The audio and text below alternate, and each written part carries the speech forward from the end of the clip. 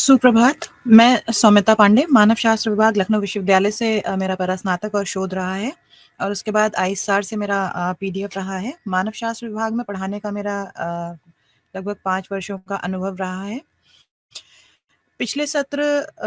के कंटिन्यूएशन में ही हम लोग अब आज फोरेंसिक साइंस की बात करेंगे।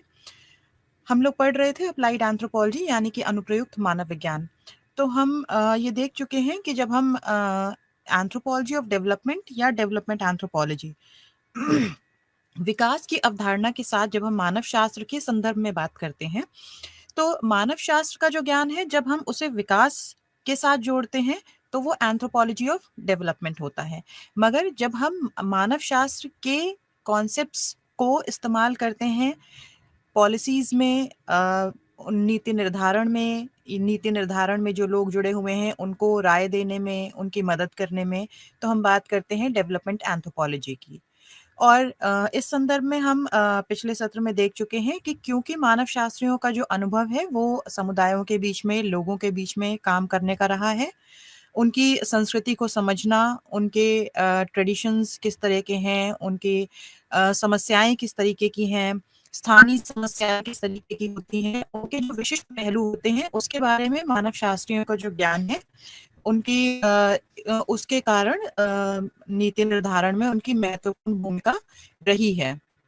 हम ये भी देख चुके हैं कि अगर हम भारत के परिप्रेक्ष्य में बात करते हैं तो एंथ्रोपोलॉजिकल सर्वे ऑफ इंडिया जो है वो एक एपिक्स इंस्टीट्यूशन है जो कि पूरे भारत में उसके 25 लगभग केंद्र हैं और जो कि लोग समुदायों के बीच में, लोगों के बीच में कार्य करता है। इसके बाद हमने ये देखा था कि अगर हम पूरे विश्व के परिप्रेक्ष्य में बात करते हैं तो लगभग विश्व युद्ध 2 के आसपास, या हम उसके बाद अगर बात करें भारत के परिप्रेक्ष्य में, संदर्भ में स्पेसिफिकली, तो आज़ादी से पहले और इंडिपेंडेंस के बाद का जो पूरा परिदृश्य है वो काफ़ी ट्रांजिशन से भरा हुआ था, क्योंकि इंडिपेंडेंस के बाद जब हम भारत के संदर्भ में बात करते हैं तो बहुत सारे ऐसे ट्रांजिशंस थे जिसमें कि जो विकास की अवधारणा थी वो आर्थिक ज़्यादा थी। मगर धीरे धीरे जब ये डिस्कोर्स आगे बढ़ता गया तो ये मानव शास्त्रियों का और बाकी जो सोशल साइंटिस्ट थे जो कि नीति नीति निर्धारण में महत्वपूर्ण भूमिका निभा रहे थे, उनका ये मानना था कि विकास की जो अवधारणा है वो सिर्फ आर्थिक आयामों में ही उसको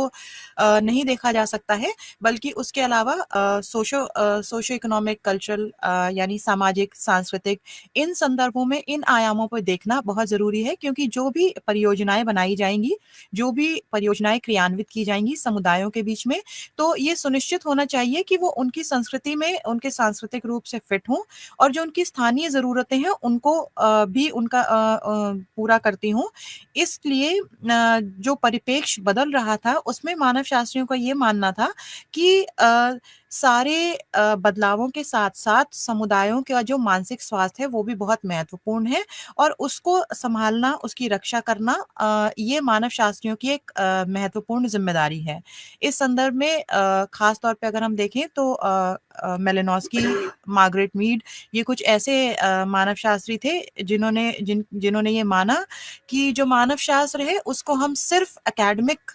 आयामों में, डायमेंशंस में नहीं देख सकते हैं, और उसका जो अनुप्रयुक्त भाग है वो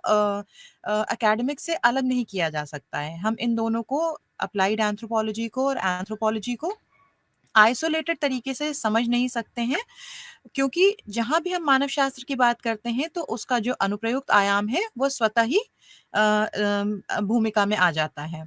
इसके बाद हमने, जब हम अप्लाइड एंथ्रोपोलॉजी की बात कर रहे थे तो हमने देखा कि पूरे विश्व में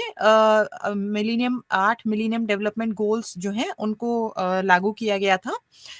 एक यूएन का एक कन्वेंशन था जिसमें जो ये 8 मिलेनियम डेवलपमेंट गोल्स थे, जिसमें कि गरीबी हटाना, गरीबी उन्मूलन और प्राइमरी एजुकेशन जो है उसका यूनिवर्सलाइजेशन, जब हम जेंडर के एक संदर्भ में बात करते हैं तो समानता, औरतों का सशक्तिकरण, चाइल्ड मोर्टेलिटी, इस तरह के जो गोल्स थे उनको लागू किया गया था। मगर बाद में 15 सालों के बाद ये देखा गया कि अभी कुछ और विकास की जो अवधारणा है, क्योंकि वो और बदल रही थी, परिष्कृत हो रही थी, तो एक और नया कॉन्सेप्ट आया जो जिसे कि सतत विकास लक्ष्य कहा गया या सस्टेनेबल डेवलपमेंट गोल्स कहा गया, जो कि लगभग 17 गोल्स थे। और इसको अगर हम कहें तो मिलेनियम डेवलपमेंट गोल्स ये अलग इसलिए थे, पहली बात तो जो इसका लक्ष्य रखा गया था वो एजेंडा 2030 तक था कि ये जो सतत विकास लक्ष्य के जो भी उद्देश्य है इनको पूरा कर लिया जाएगा। दूसरी बात, मिलेनियम डेवलपमेंट गोल्स में एक डिस्क्रिमिनेशन था कि वो विकासशील और विकसित जो देश थे उन पे अलग अलग तरीके से लागू थे, मगर जब हम सतत विकास लक्ष्यों की बात करते हैं तो इसके जो उद्देश्य थे वो विश्व के समस्त देशों पर एक समान तरीके से लागू थे। और इसकी में एक और जो महत्वपूर्ण इसका कैरेक्टरिस्टिक था वो ये था कि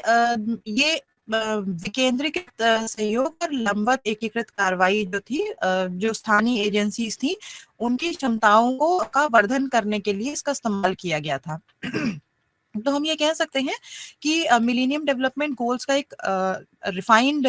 ये रिफाइंड तरीका था जिसमें कि 17 सतत विकास लक्ष्यों को लागू किया गया और 2030 तक का एजेंडा था कि इन उद्देश्यों को पूरा कर लिया जाएगा। इसके बाद हमने बात करी थी कि किस तरह मानव शास्त्री बाजारों का अध्ययन करते हैं। उनका जो अध्ययन का तरीका होता है वो सिर्फ वस्तु विनिमय तक ही सीमित नहीं होता है, बल्कि किस तरह वो जो बाजार में जो आदान प्रदान हो रहा है वस्तुओं का, उन वस्तुओं की कीमत क्या है, क्या वो सिर्फ उनकी जो वैल्यू है, जो कीमत है वो इकोनॉमिकल है या सेरेमोनियल है या दोनों ही है या कोई भी नहीं है। और इसके पीछे बाजार की जो अवधारणा थी वो आदिम समुदायों में किस तरीके की थी, ट्राइबल्स जो इंडिजिनस पॉपुलेशन थी उसमें किस तरीके की थी, और बदलते परिदृश्य में बाजार के जो आयाम है वो मानव शास्त्रीय समझ के हिसाब से किस तरीके से बदले। जिसके संदर्भ में हमने मेलिनोस्की की बात की थी, जिनका ट्रॉब्रियन आइलैंडर्स के ऊपर उनका काम था। और उन्होंने ये देखा था कि ये जो समुदाय था इनके बीच में एक कूला एक्सचेंज होता था,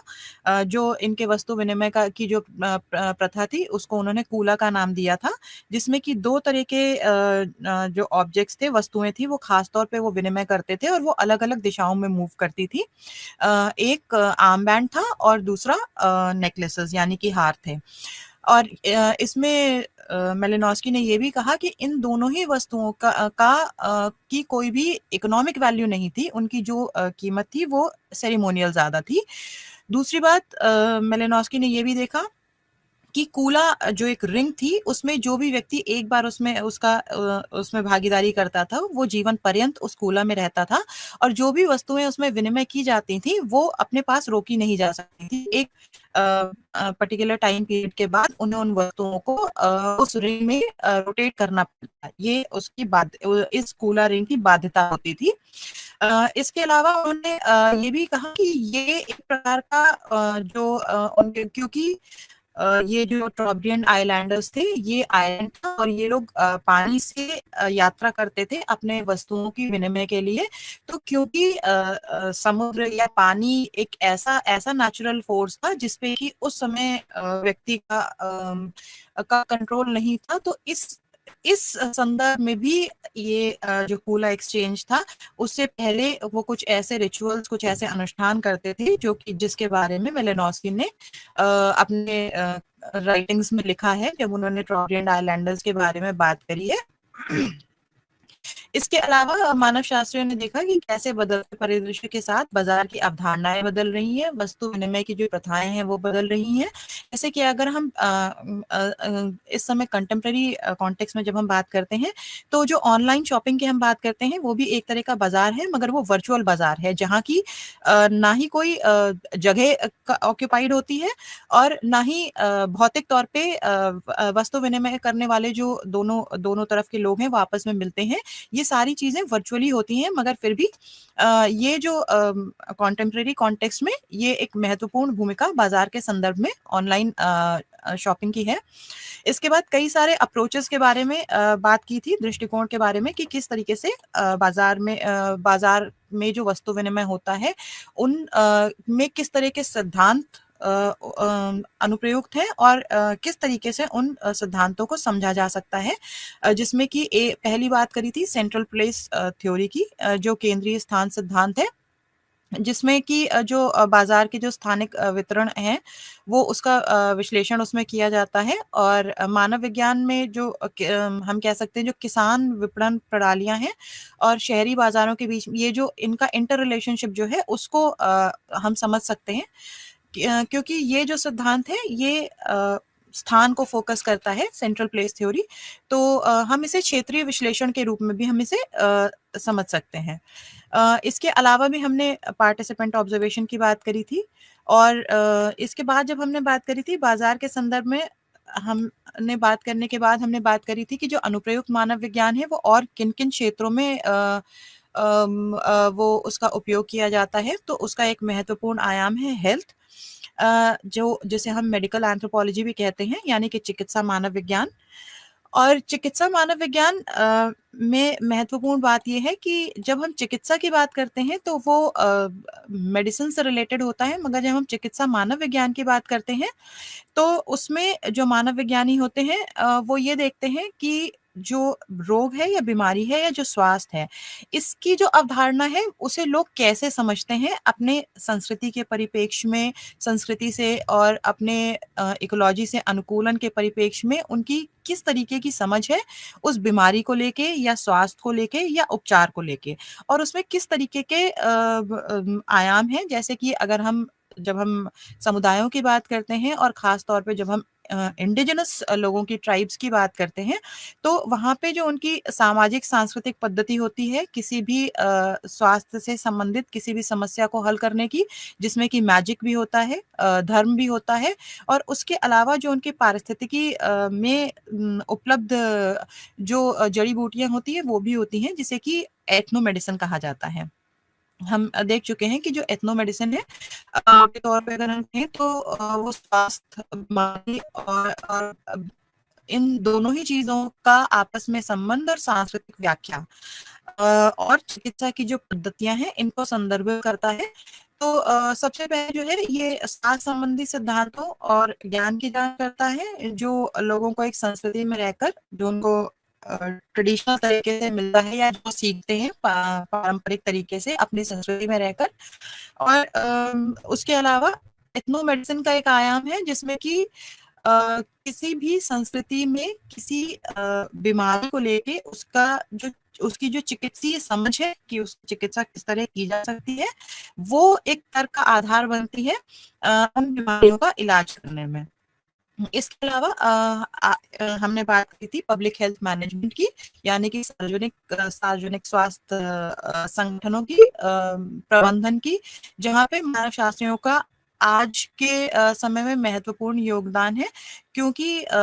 मानव शास्त्रियों को समुदायों के बीच में काम करने का एक लंबा अनुभव रहा है। तो वो ये समझते हैं कि जब हम वो समुदाय के बीच में काम करते हैं या खास तौर पे स्वास्थ्य क्योंकि एक महत्वपूर्ण मुद्दा है, तो उसमें किस तरीके की सामुदायिक भागीदारी को बढ़ा सकते हैं, क्योंकि वो एक महत्वपूर्ण घटक होता है किसी भी स्वास्थ्य संबंधित समस्या या किसी भी बीमारी की चिकित्सा को लेकर। तो उनका जो योगदान है और उसके अलावा जो उनकी जो समझ या उनके अध्ययन से जो उनके पास जो डेटा होता है वो विकास में और नीति निर्धारण में एक प्रभावी भूमिका का निर्वाह कर सकता है।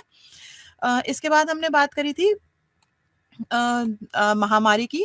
जैसे कि हमने इसमें बात करी थी कोविड टाइम में भी किस तरीके से अपने आसपास के परिस्थितिकी से अनुकूलन करके जो समुदाय होते हैं या जो लोग होते हैं वो किसी भी बीमारी से निपटने का या उसकी चिकित्सा का रास्ता निकालते हैं। इसमें एंथ्रोपोलॉजी या मानव शास्त्र महत्वपूर्ण है, क्योंकि जब हम महामारी की बात करते हैं तो हम एक समुदाय और या बड़े पैमाने पे लोगों की बात करते हैं। तो महामारी विज्ञान जो है वो मानव विज्ञानी स्वास्थ्य समस्याओं के मूल कारणों को संबोधित करने और उसमें जो जो हस्तक्षेप करने का जो तरीका होता है या जो उसमें उससे संबंधित जो भी पद्धतियां या जो भी चिकित्सा के तरीके होते हैं उनको क्रियान्वित करना एक महत्वपूर्ण उसमें एक घटक होता है, जिसमें कि मानव शास्त्रियों की महत्वपूर्ण भूमिका रहती है। महामारी विज्ञान जो है वो मानव आबादी में रोग और विकार के वितरण और जो उसको निर्धारित करते हैं कि वो रोग या विकार क्यों है, उसका अध्ययन करता है, मानव शास्त्री करते हैं और उनके पास इसकी समझ होती है। तो वो बेसिकली हम कह सकते हैं कि एक डिसीज डिटेक्टिव की तरह भी काम करते हैं। और उसके अलावा किसी भी महामारी के समय पे जो महामारी विज्ञान या जो पारिस्थितिक दृष्टिकोण है चिकित्सा का, उसमें मानव विज्ञान जो है उसमें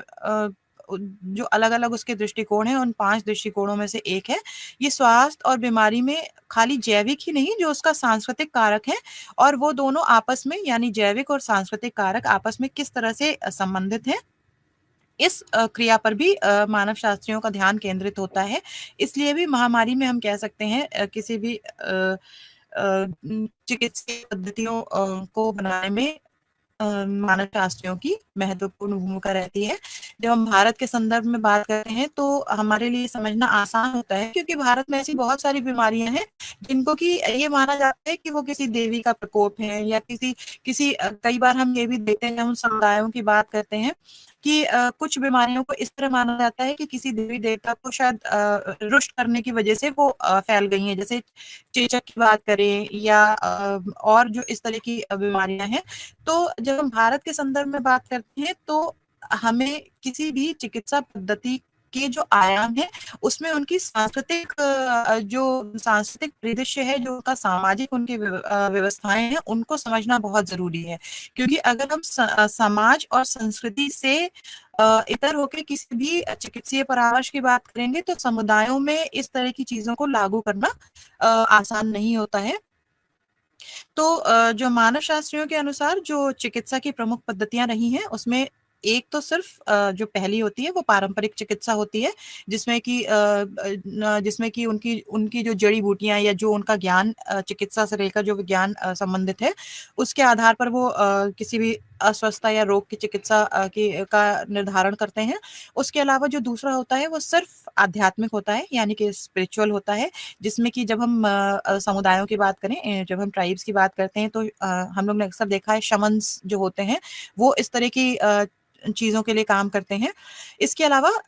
एक और पद्धति भी होती है जिसमें कि आध्यात्मिक और पारंपरिक ये दोनों ही एक साथ काम करते हैं। और उसके अलावा जो चौथी पद्धति है वैकल्पिक चिकित्सा या बायोमेडिसिन जिसे हम कहते हैं। तो हर समाज में किसी भी बीमारी या किसी भी अस्वस्थता की चिकित्सा करने का हर समाज का अपना एक पारंपरिक तरीका होता है। और ये जो पारंपरिक चिकित्सक होते हैं ये बीमारी और बीमारियों को ठीक करने के लिए जो उनके इंडिजिनस तरीके होते हैं, स्वास्थ्य की देखभाल की जो रणनीतियां होती हैं, उनकी जो हर्बल दवाएं होती हैं, जादू, कई बार जादू पे भी ये लोग निर्भर करते हैं, कई बार स्पिरिचुअल हीलिंग पे निर्भर करते हैं। तो ये जो पारंपरिक चिकित्सकों के पास जो रोग के कारण और उपचार का जो बुनियादी आधार तो नहीं होता है, मगर क्योंकि वो समुदाय के लोगों के समाज और संस्कृति से भली-भांति परिचित होते हैं, तो वो बेहतर आयामों में चिकित्सा के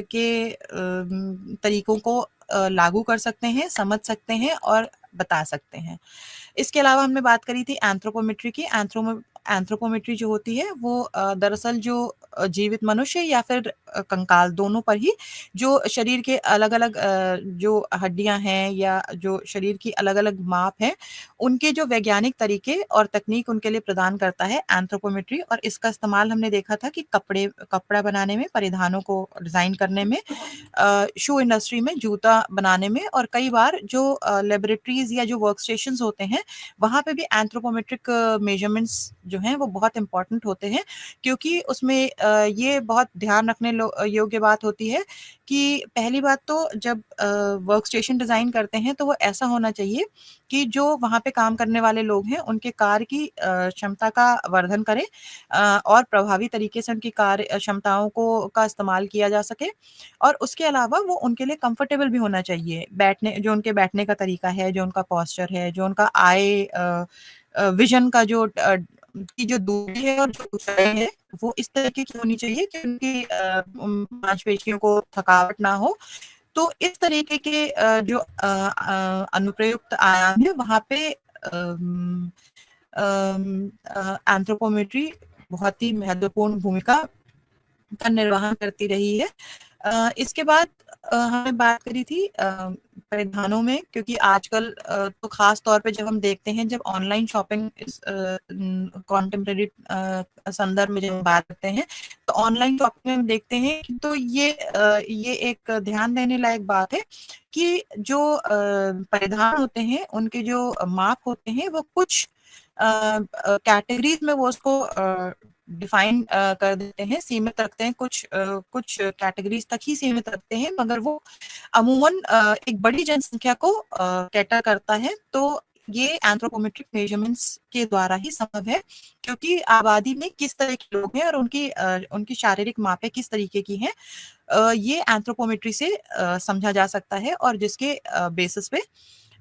जो पूरा ये जो इंडस्ट्री है, डिजाइनिंग इंडस्ट्री है, वो उस पर निर्भर करती है।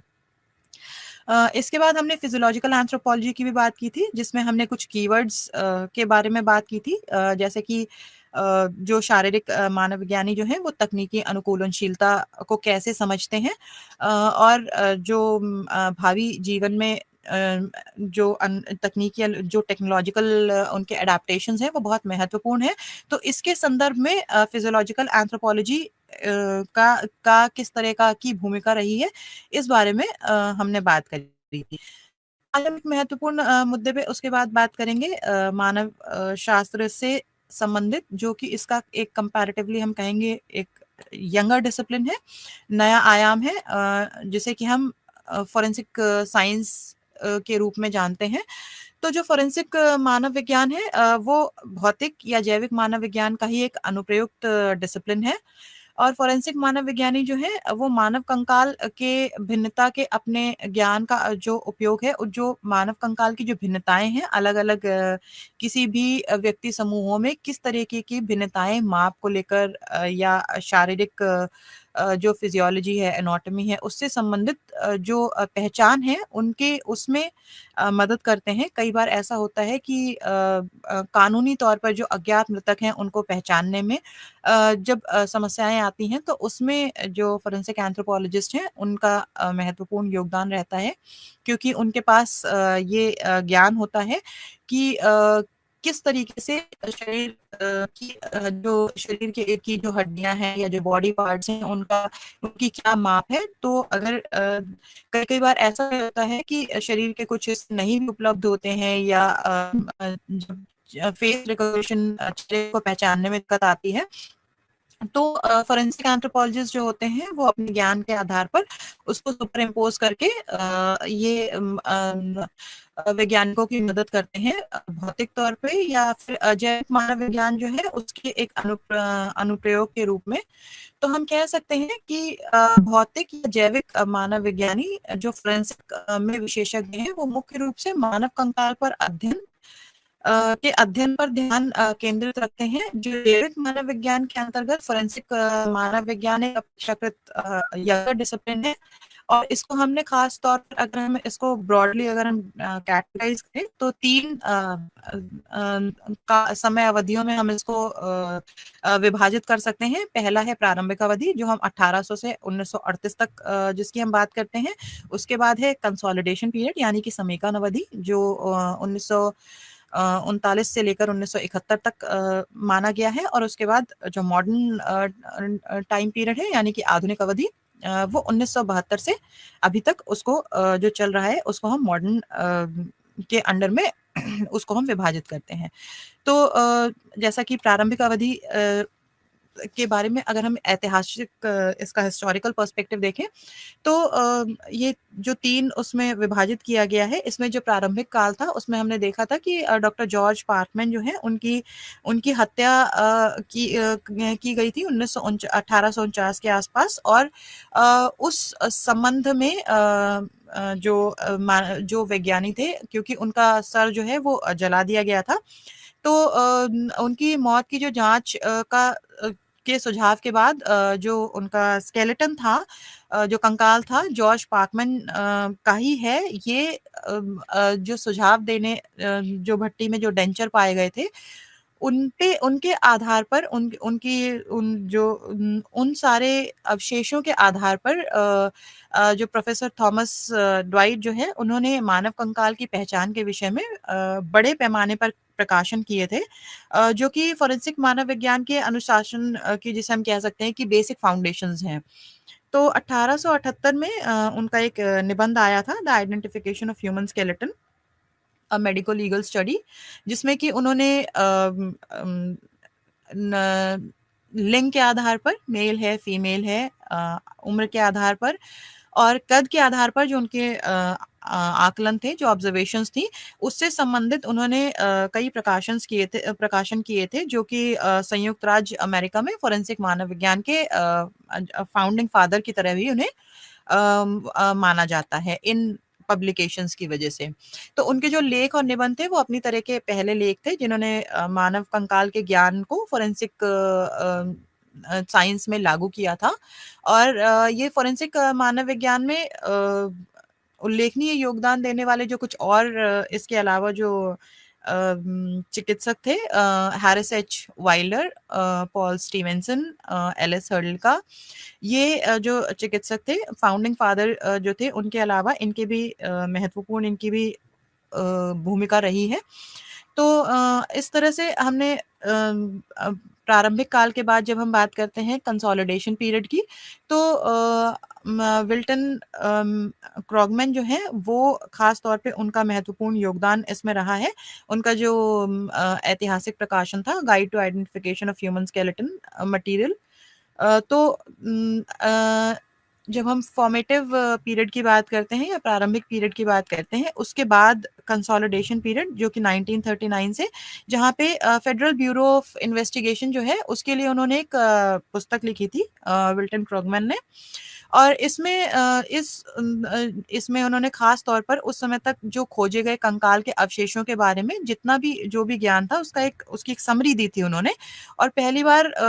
ये जो उनका पब्लिकेशन था, इसमें शरीर रचना विज्ञान या शारीरिक मानव विज्ञान के जो सामान्य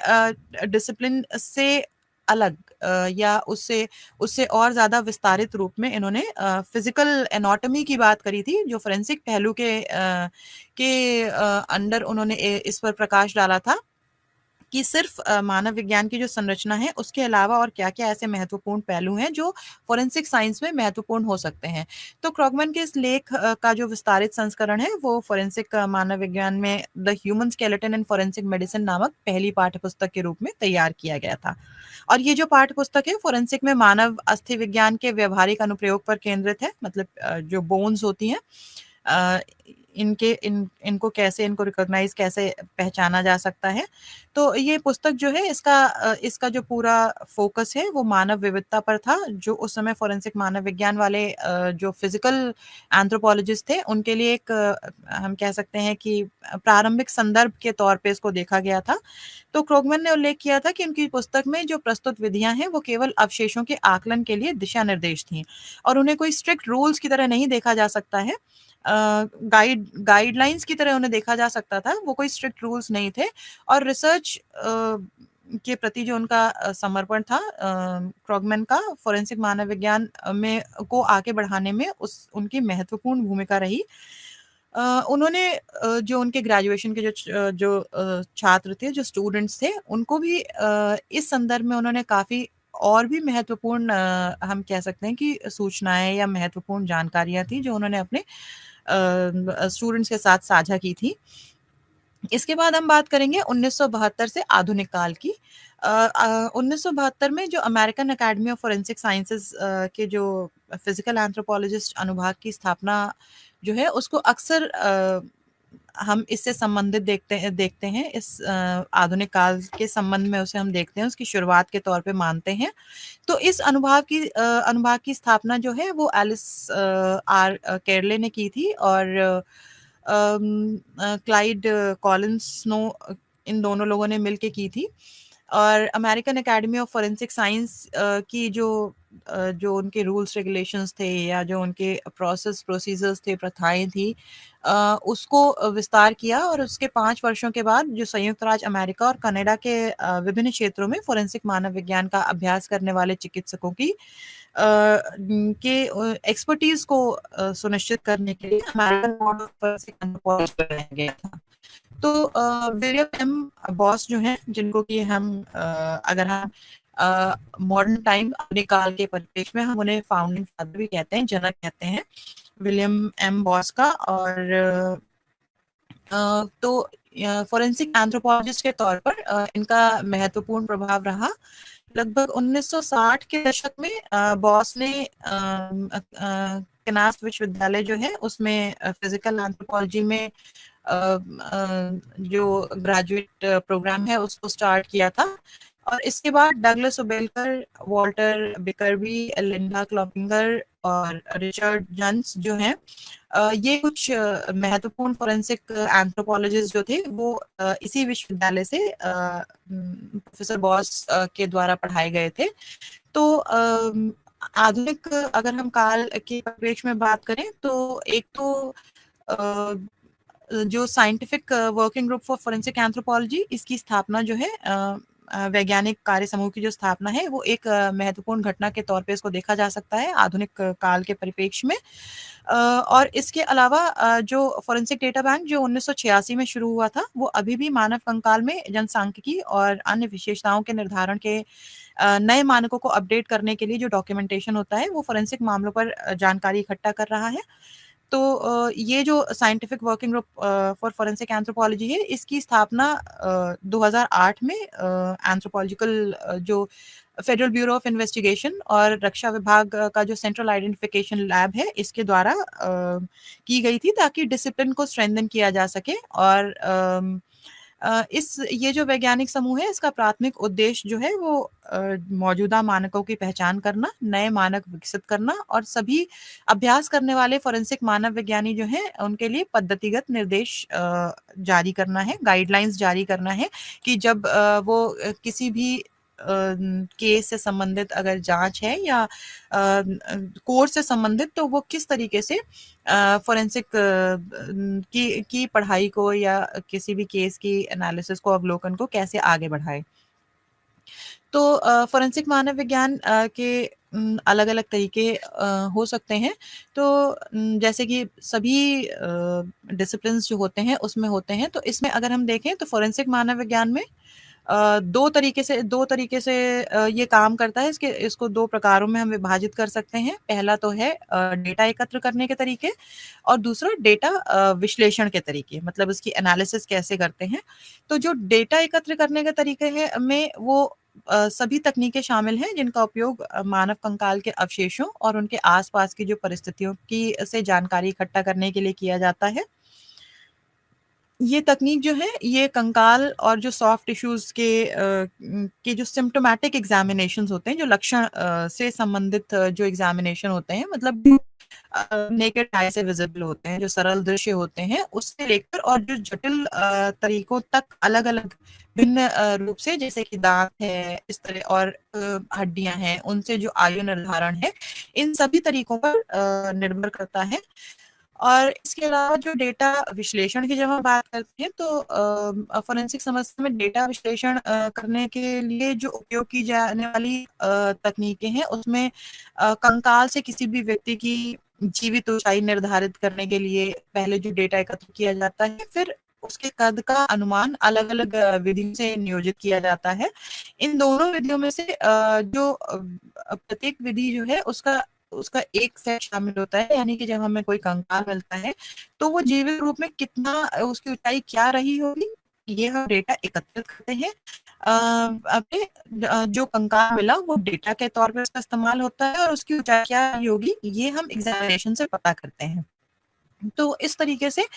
डेटा जो है वो आमतौर पर मानव कंकाल के अवशेषों के आसपास के क्षेत्रों का अवलोकन और मानचित्रण करके प्राप्त किया जाता है। जबकि जो प्रयोगशाला लेबोरेटरी जो टेक्निक्स होती हैं उसमें उसके द्वारा जो उन तकनीकों के द्वारा उसका एनालिसिस उसकी की जाती है। तो 4 प्रमुख प्रकारों में विभाजित किया जाता है: एंथ्रोपोस्कोपिक, ऑस्टियोमेट्रिक, केमिकल और हिस्टोलॉजिक। एंथ्रोपोस्कोपिक, जैसे कि हम देख चुके हैं पहले ही, जिसमें कि हम शरीर के पैमानों का की माप करते हैं कि जिससे कि हम ये पता कर सकते हैं कि वो उसकी फिजियोलॉजी या उसकी एनाटॉमी किस प्रकार की रही होगी, जो हमें कंकाल या जो अवशेष प्राप्त हुए हैं उनसे। ऑस्टियोमेट्रिक यानी कि जो हड्डियों से संबंधित होता है। उसके अलावा केमिकल तकनीकों से भी हम विश्लेषण करते हैं और हिस्टोलॉजिक तकनीकों से भी विश्लेषण करते हैं। तो ये सभी जो तकनीक है ये डेटा को 4 पैमाने में से किसी एक पर नापती है। मतलब कि जो नाम मात्र या क्रमवाचक या अंतराल या अनुपात की रेशियो क्या रहा होगा, क्योंकि बॉडी पार्ट्स के कई ऐसे मेजरमेंट्स होते हैं जिनका प्रोपोर्शन जो होता है, जो अनुपात होता है, वो फोरेंसिक एंथ्रोपोलॉजिस्ट या फोरेंसिक साइंटिस्ट को जिनका अनुमान होता है। तो नाम मात्र पैमाना जो डेटा है उसको अलग-अलग या गैर अतिव्यापी श्रेणियों में मापता है, जैसे कि पुरुष है या महिला है, और उसका अगर हम रेशियल कैरेक्टरिस्टिक की बात कर सकते हैं, किस तरीके का उसका अपीयरेंस, फिजिकल अपीयरेंस रहा होगा। सामान्य पैमाने भी अलग-अलग गैर अतिव्यापी श्रेणियों को मापते हैं, लेकिन जो नाम मात्र के जो पैमाने हैं, नेमसेक जो कैरेक्टरिस्टिक्स हैं, जो मेजरमेंट्स हैं, वो इन श्रेणियों को क्रमबद्ध करते हैं, जैसे कि निम्न, मध्यम और उच्च, इस तरह से वो उसका विभाजन करते हैं। अंतराल पैमाने जो हैं वो संख्यात्मक पैमाने हैं और तुलनात्मक रूप से थोड़े मुश्किल भी होते हैं। माप के इन स्तरों का उपयोग आमतौर पर समय और तापमान को मापने के लिए किया जाता है। इन पैमानों को ये जो पैमाने होते हैं, इनके माप की जो है वो इकाइयाँ जो हैं वो निश्चित होती हैं। और इस प्रकार 20 से 40 मिनट के बीच का अंतर या 60 से 80 मिनट के बीच इस तरीके से इसको मेजर किया जाता है। अंतराल पैमाने का जो एक स्पेशल कैरेक्टरिस्टिक है वो ये है कि इसमें कोई शून्य बिंदु नहीं है। मतलब कि जब आप कोई मेजरमेंट लेते हैं तो जो भी कैरेक्टरिस्टिक हैं वो एब्सोल्यूट होंगे। ज़ीरो या शून्य जो है वो इसका मापित गुण नहीं हो सकता है। इसके विपरीत जब अनुपात स्तर के पैमानों की हम जब बात करते हैं, तो उनमें पूर्ण शून्य जो है वो मान्य होता है, जिसका अर्थ है कि जो मापी गई विशेषता है उसका अभाव है उसमें। तो ये जो वास्तविक शून्य मान स्टैटिस्टिकल जो एनालिसिस होती है, इसमें इसमें कई पॉसिबिलिटीज़ प्रोवाइड करता है, कई संभावनाएँ प्रदान करता है। जैसे कि अनुपात चर की जो क्लासिकल एग्जांपल्स हैं, उसमें हम ऊंचाई और वजन की खास तौर पर बात करते हैं। उसके अलावा जब एंथ्रोपोस्कोपी में जब लेंस या एक्सरे की मदद से मानव शरीर की दृश्य जांच जो शामिल होती है, तो एंथ्रोस्कोपी के लिए किसी विशेष उपकरण की आवश्यकता नहीं होती है, इसलिए इसे डेटा एकत्र करने का सबसे आसान तरीका माना जा सकता है। जैसे कि आप अगर देखें तो मानव जो स्केलेटन में जब मानव कोप की बात करते हैं, तो दृश्य तुलना से जो संकेत मिलेगा कि उसकी कितनी बड़ी है या कितनी भारी है, ये जो परीक्षण है ये राय बनाने में मदद करता है कि जो कंगाल मिला है उसकी शरीर की जो दूसरी माप है वो किस तरीके की होंगी। ऑस्टियोमेट्री कैलिपर जो है या ऑस्टियोमेट्रिक बोर्ड जो है, इसका उपयोग मानव हड्डियों की अध्ययन करने के लिए किया जाता है। और ऑस्टियोमेट्रिक विधियां जो है वो मानव कंकाल से जो मानव कंकाल जो हमें मिला है उससे उसकी लिंग क्या होगी, उसकी आयु क्या होगी, इस तरह की या उसका कद जो है उसके उस निर्धारण करने में और बाकी और पैमानों का अनुपात तय करने में मानव विज्ञानियों को सुविधा प्रदान करते हैं। जैसे कि कैलिबर के साथ जब ह्यूमरस का जो सरल माप है और उसकी प्राप्त लंबाई को 5 गुणा जब हम करते हैं, तो उससे जीवित व्यक्ति की ऊंचाई का अनुमान मिल सकता है। ह्यूमरस जो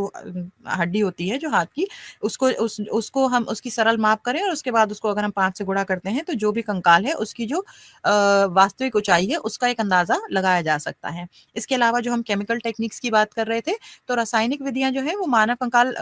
के साथ साथ उससे जुड़ी संरचनाएं, मतलब अगर कोई शरीर विघटित हो गया है तो उसका विश्लेषण करती हैं। ये विधियां जो है वो विशेष तकनीकों को लागू करके जो नमूना हमें मिला है, जो सैंपल है, उसकी जो प्रकृति को पहचानने में मदद करती हैं और उसके माप को या उसके एक्चुअल उसकी जो पोजीशन रही होगी उसको सुनिश्चित करने का प्रयास करती हैं। इसमें हम सॉफ्ट टिश्यूज़ जो हैं उसका माइक्रोस्कोपिक स्टडीज़ का जो सूक्ष्म अध्ययन है उसको भी इन्वॉल्व करते हैं, उसको भी हम कंसिडर करते हैं। तो कोई व्यक्ति जो है उसकी जनसांख्यिकी विशेषताओं को निर्धारित करने के लिए फोरेंसिक मानव विज्ञानी मुख्य रूप से हड्डियों और दाँतों के जो टिश्यूज़ हैं उन पर फ़ोकस करते हैं। आमतौर पर हिस्टोलॉजिकल अध्ययन में माइक्रोस्कोप के नीचे ऊतक के पतले जो दाग वाले जो टुकड़े होते हैं उनको रखा जाता है, क्योंकि रासायनिक और हिस्टोलॉजिकल दोनों तरीकों के लिए एक विशेष उपकरण की आवश्यकता होती है। तो फोरेंसिक मानव विज्ञानी मानव कंकाल से जो डेटा इकट्ठा करने के लिए एंथ्रोपोस्कोपिक और ऑस्टियोमेट्रिक तरीकों का अधिक उपयोग करते हैं। जब डेटा विश्लेषण के तरीकों की बात करते हैं तो फोरेंसिक मानव विज्ञान में कंकाल से जो प्राप्त डेटा का विश्लेषण करने के लिए 5 तरीकों को सबसे अधिक नियोजित किया जाता है।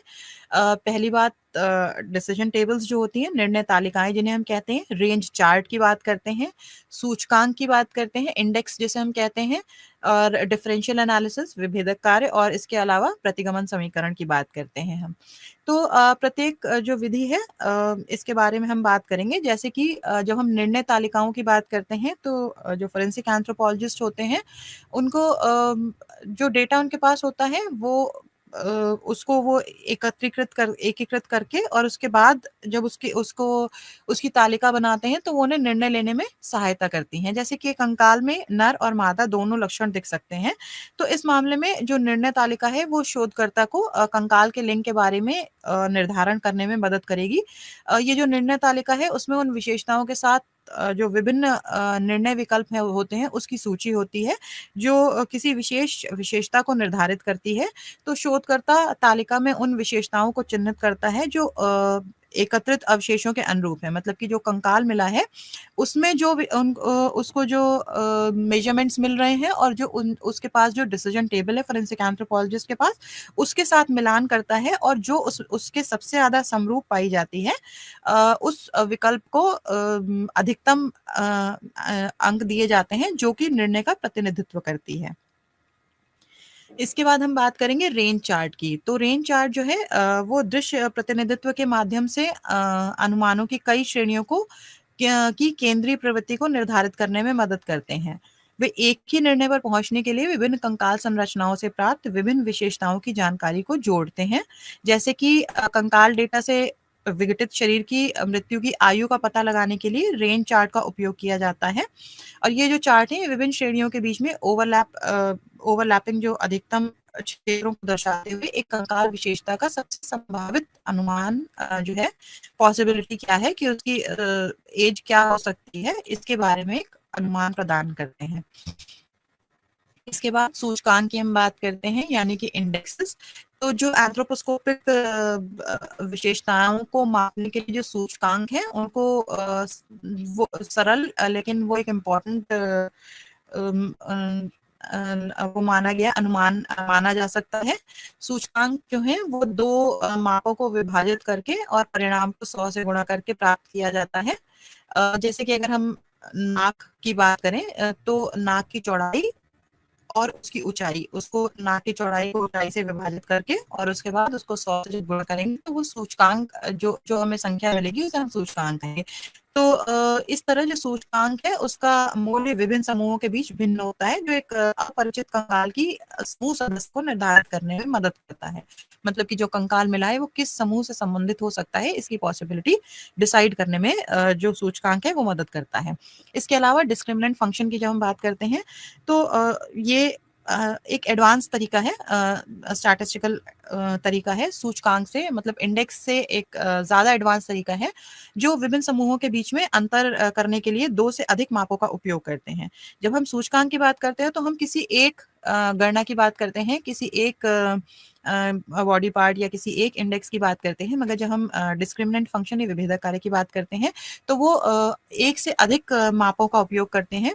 जैविक मानव विज्ञान में इस पद्धति का सबसे प्रसिद्ध अनुप्रयोग जो है वो यूजीन गाइल्स और आयरवे इलियट ने किया था, जिन्होंने जो पैटर्नल कम्युनिटीज होती हैं, जो पैतृक समूह जो होते हैं उनको एक दूसरे से अलग करने के लिए खोपड़ी की कई मापों का इस्तेमाल किया था। तो जो डिस्क्रिमिनेंट फंक्शन है वो फोरेंसिक एंथ्रोपोलॉजिस्ट को इम्पॉर्टेंट तरीके से वो उनको उनको महत्वपूर्ण तरीके से इसकी जानकारी होती है। तो जो कपाल की माप में इन कार्यों का उपयोग हम किस लिए करते हैं कि जो जो भी खोपड़ी है वो उसमें पुरुष और महिलाओं को भिन्न करने के लिए या उन जो भी हमें कंकाल प्राप्त है उसके पैतृक समूहों से उसे जोड़ने के लिए या ये आइडेंटिफाई करने के लिए वो कि वो किस पैतृक समूह से संबंधित है। इस तरीके के या हम अगर बात करें तो वो उसकी उसकी रेस क्या है, एथनिसिटी क्या है, मतलब एशियाई है या किसी और एथनिसिटी से संबंधित है। तो इस तरीके के चीज़ों का जब हम निर्धारण करते हैं तो उसमें डिस्क्रिमिनेंट फंक्शन जो है वो एक महत्वपूर्ण भूमिका निभाता है। इसके अलावा हम प्रतिगमन समीकरणों का भी इस्तेमाल करते हैं जिन्हें कि हम रिग्रेशन इक्वेशंस कहते हैं। तो इनका उपयोग जो है वो ये प्रेडिक्ट करने के लिए किया जाता है जो किसी भी कंकाल या किसी भी शरीर के हिस्से की जो विशेषता है उसको प्रेडिक्ट किया जा सकता है रिग्रेशन इक्वेशंस के माध्यम से। थॉमस गैल्टन जो है उन्होंने इनहेरिटेंस के पैटर्न्स को जब वंशानुक्रम के जो पैटर्न होते हैं उनको अध्ययन करने के लिए सबसे पहले रिग्रेशन इक्वेशंस का उपयोग किया था। और इस पद्धति में जो गणितीय गणना है उसके माध्यम से एक रेखा की गणना की जाती है जिसमें दो वेरिएबल्स के बीच में ये जो रेखा की जो गणना की जाती है ये दो वेरिएबल्स के बीच में दरअसल जो संबंध है उसको परिलक्षित करती है। तो उदाहरण के लिए जो रिग्रेशन इक्वेशंस है उनका उपयोग हम कर सकते हैं किसी व्यक्ति के जो मेटाटार्सल्स हैं उनकी लंबाई से उसकी ऊंचाई को निर्धारित करने के लिए। तो इस तरह से हमने देखा कि जो फोरेंसिक एंथ्रोपोलॉजिस्ट हैं वो किस तरह के टेक्निक्स का इस्तेमाल करके निर्धारण करते हैं अवशेषों का। जब हम भारत के संदर्भ में फोरेंसिक मानव विज्ञान की बात करते हैं तो इनका दायरा शुरुआती तौर पर सिर्फ मानव कंकाल अवशेषों की जांच को लेकर जीवित या मृत व्यक्तियों की पहचान तक ही सीमित रहा है। मगर पिछले कुछ दशकों में इस विषय में चेहरे के पुनर्निर्माण निर्माण जिसे हम सुपर इम्पोजिशन करके फेस बनाना कहते हैं, चाल पैटर्न विश्लेषण, फोटोग्राफिक सुपर इम्पोजिशन, इस तरीके के कई समकालीन क्षेत्रों में भी प्रगति देखी गई है।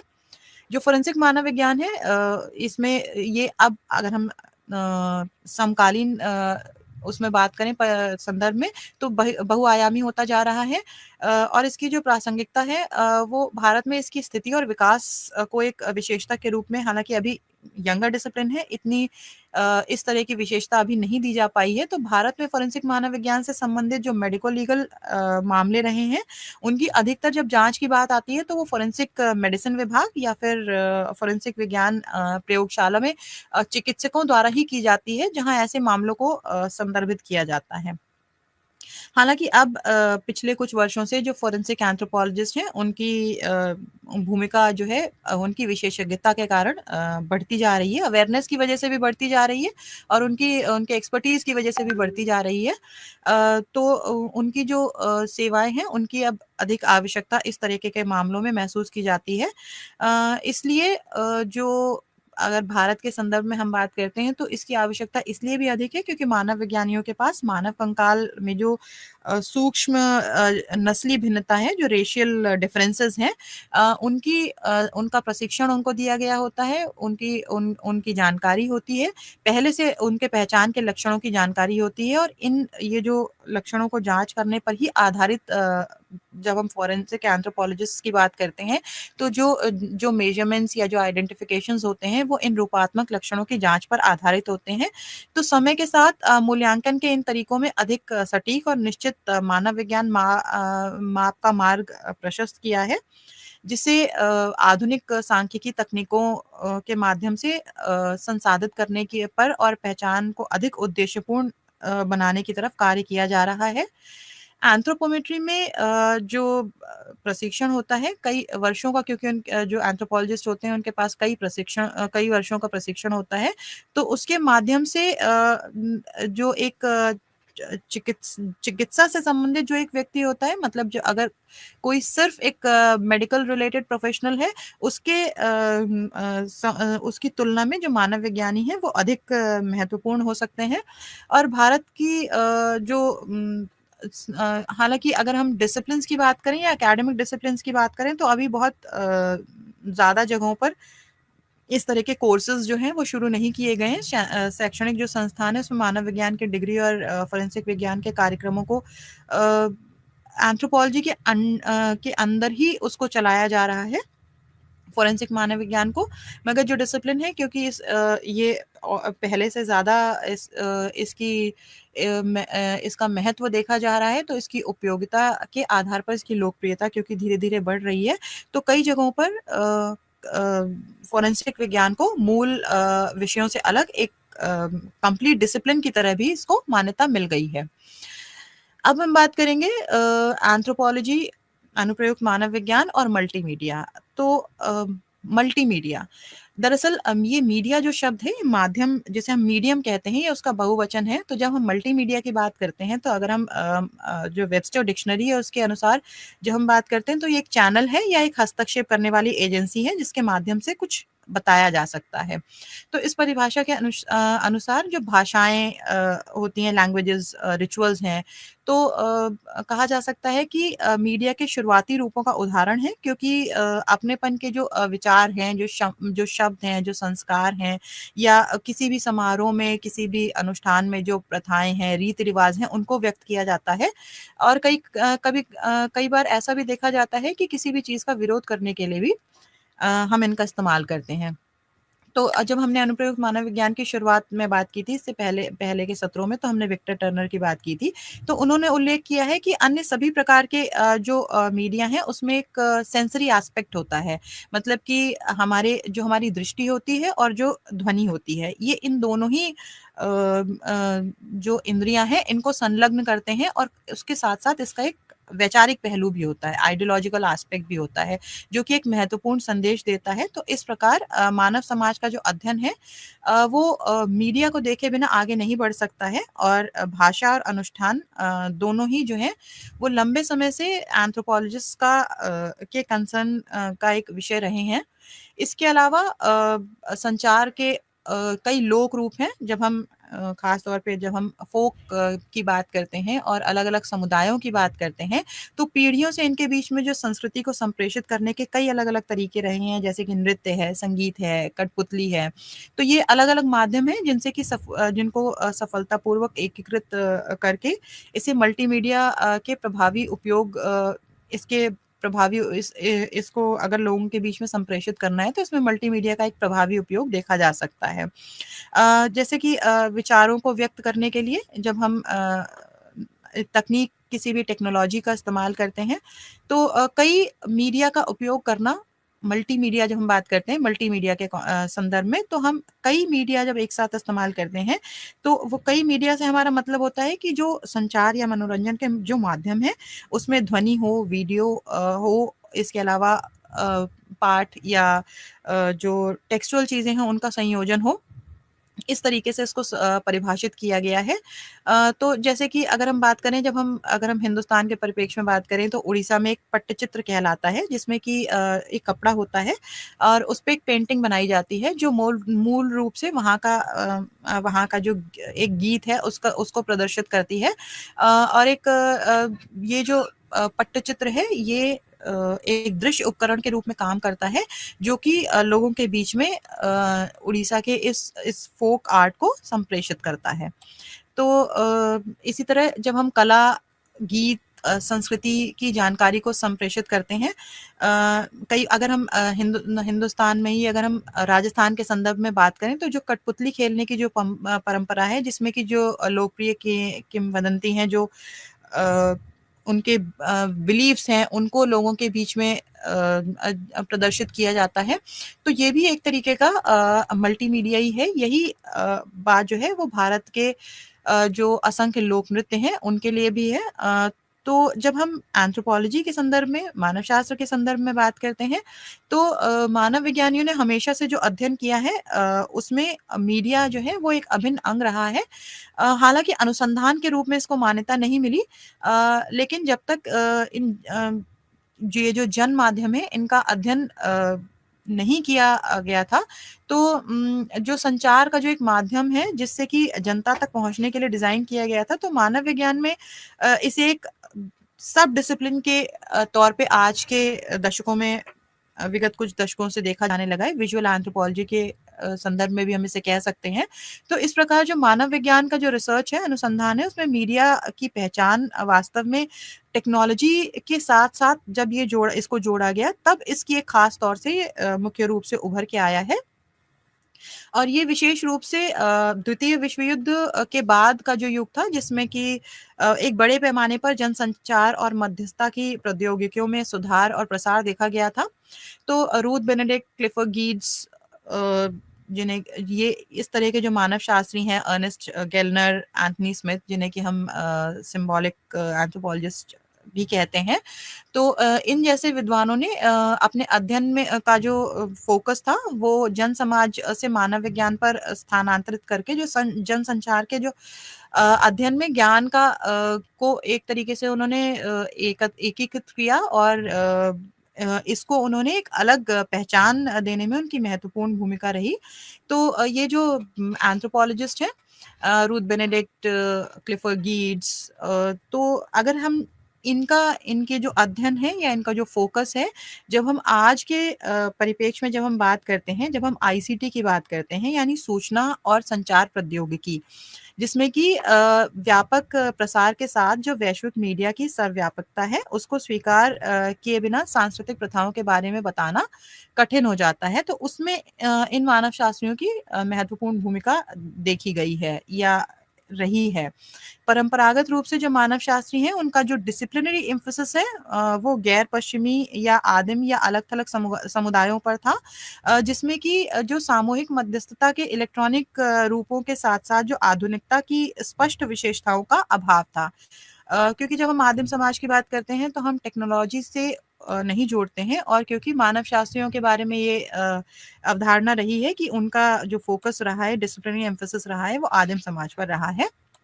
तो टेक्नोलॉजीज़ का की जो एक्सपर्टीज़ है, उसका अभाव देखा गया है। हालाँकि आज के युग में जो इलेक्ट्रॉनिक तकनीक जो है, वो क्योंकि अब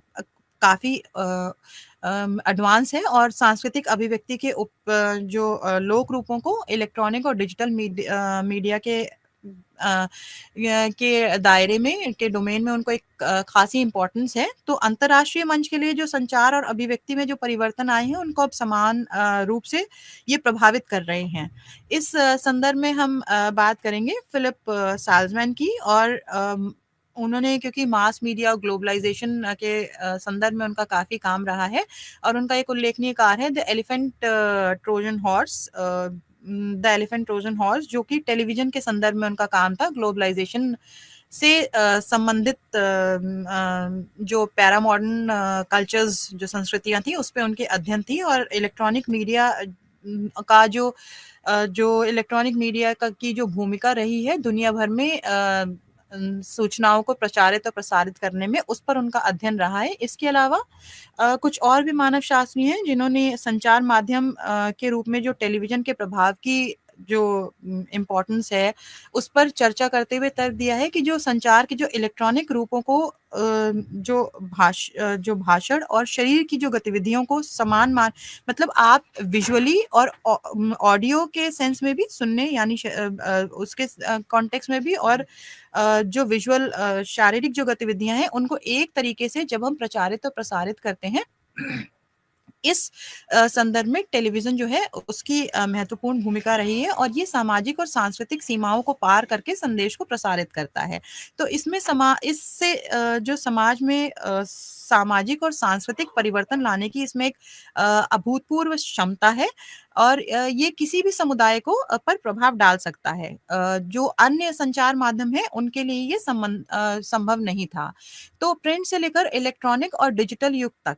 जो मास मीडिया है, उसमें एक अलग तरीके का बदलाव देखा गया है। लोगों के काम करने में और अपने बारे में सोचने और एक-दूसरे से बातचीत करने के जो तरीके हैं, उसमें अभूतपूर्व तरीके से इसमें बदलाव आया है। जब हम बात करते हैं टेलीविज़न के अलावा और भी बहुत सारे मीडिया के आयाम हैं जिसके बारे में हम बात करेंगे, जो जिसमें कि मानव शास्त्रियों का ज्ञान और उनकी भूमिका महत्वपूर्ण रही है। जैसे कि हम बात करेंगे विजुअल एंथ्रोपोलॉजी की, जिसे कि हम दृश्य मानव विज्ञान भी कहते हैं, जिसमें कि फ़ोटोग्राफ़ी, फ़िल्म्स, वीडियो इनका उपयोग करके जो मानव शास्त्रियों की जो टिप्पणियाँ हैं या जो उनका अंतर्दृष्टि है, इस तरीके को कैसे लोगों तक प्रचारित प्रसारित किया जा सकता है, किया गया है, इस पे मानव शास्त्रियों का किस तरह का इनपुट रहा है और वर्तमान परिप्रेक्ष्य में विजुअल एंथ्रोपोलॉजी का क्या महत्व है। इसके अलावा अनुप्रयुक्त मानव विज्ञान का एक और महत्वपूर्ण क्षेत्र है जिसे हम डिज़ास्टर मैनेजमेंट भी कहते हैं, जिसके बारे में हम बात करेंगे। तो डिज़ास्टर मैनेजमेंट सिर्फ़ किसी आपदा से संबंधित नहीं है, बल्कि आपदा आपदा के बाद जिस तरीके के प्रभाव होते हैं और उनसे कैसे निपटा जाता है, इसमें मानव शास्त्री किस तरह की भूमिका निर्वाह निर्वाह करते हैं। ये एक महत्वपूर्ण आयाम है मानव शास्त्र का, जिस पे हम अपने अगले सत्र में चर्चा करेंगे। धन्यवाद।